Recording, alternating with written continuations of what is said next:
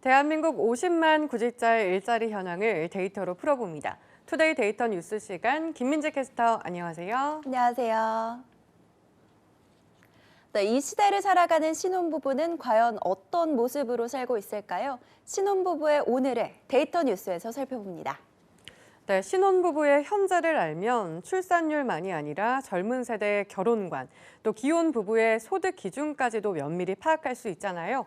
그런 점에서 신혼부부의 현재 모습을 파악하는 것도 우리 사회의 단면을 아는 데 좋은 참고가 될 것 같은데요. 네, 그렇습니다. 얼마 전 통계청이 발표한 2019년 신혼부부 통계 결과에 따르면 지난해 신혼부부는 1,260쌍으로 해마다 줄어들고 있는 걸로 나타났는데요.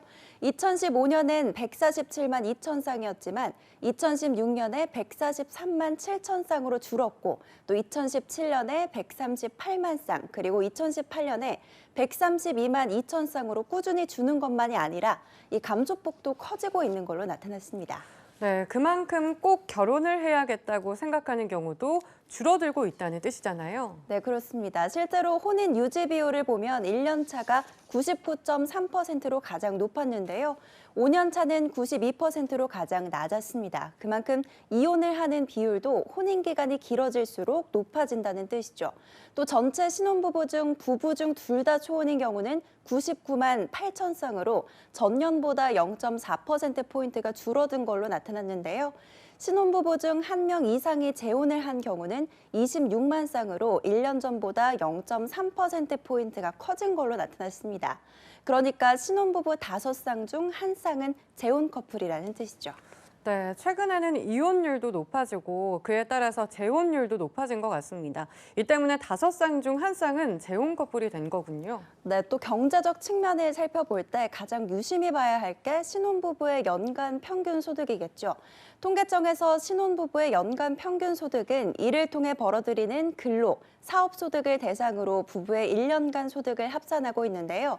이 조사 결과 2019년에 초혼인 신혼부부의 연간 평균 소득은 5,707만 원으로 5,504만 원이었던 전년보다 3.7%가 증가한 걸로 나타났습니다. 네, 상당히 증가를 했네요. 이렇게 신혼부부의 소득이 증가한 건 고소득 종사자가 결혼을 많이 했기 때문일까요? 네, 이 같은 이유를 파악하기 위해서 우선 소득 구간별로 살펴보겠습니다.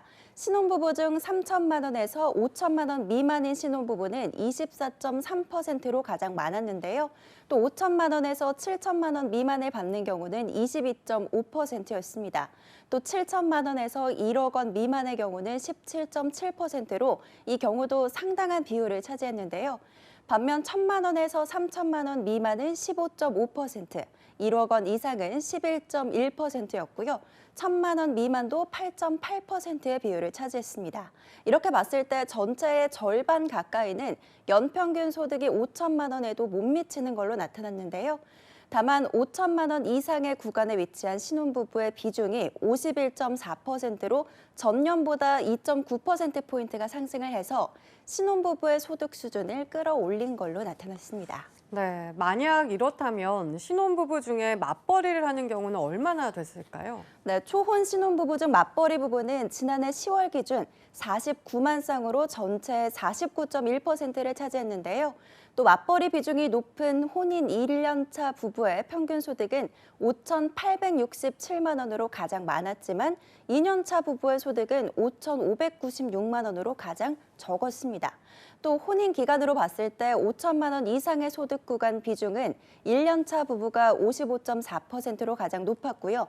3년 차가 49.3%로 가장 낮아서 이 혼인 기간에 따라서 소득에도 조금씩 차이가 있는 걸로 나타났습니다. 네, 또 결혼을 했을 때 가장 중요한 것이 바로 살 곳일 텐데요. 부동산 가격이 높아지고 있는 요즘 신혼부부는 얼마나 주택을 가지고 있었을까요? 네, 주택을 가지고 있는 부부는 절반에도 지나지 않았습니다.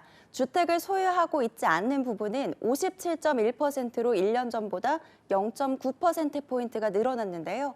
주택을 가지고 있는 부부의 평균 소득은 6,325만 원으로 5,242만 원을 버는 주택이 없는 부부보다 소득이 1.2배가량 더 많았습니다. 또 소득이 높을수록 자녀를 출산하는 비중도 적었는데요. 초혼 신혼부부 중 자녀를 출산하지 않는 부부는 전체의 42.5%를 차지했습니다. 그만큼 딩크족이 늘어난 거죠.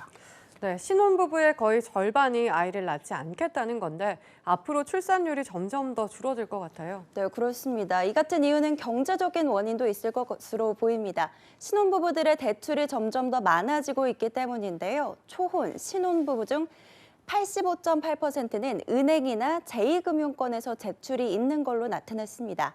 남편 또는 아내가 단독으로 대출을 받은 경우는 전체의 50.4%였고 부부 모두 대출을 한 경우는 35.4%나 됐습니다. 네, 신혼부부의 풍속도가 바뀌고 있습니다. 적은 수치였지만 집을 가진 부부가 줄어들고 또 거기에 대출은 늘어나고 출산율도 떨어진 것으로 나타났는데요. 그만큼 결혼을 해서도 쉽지 않은 시기라는 걸 이야기해주는 결과가 아닐까 싶습니다. 3포 세대라는 말이 흔해진 지금 이 시대의 청춘들을 위한 지원책이 보다 마련되길 바라보겠습니다. 지금까지 데이터 뉴스 시간 김민지 캐스터였습니다. 고맙습니다.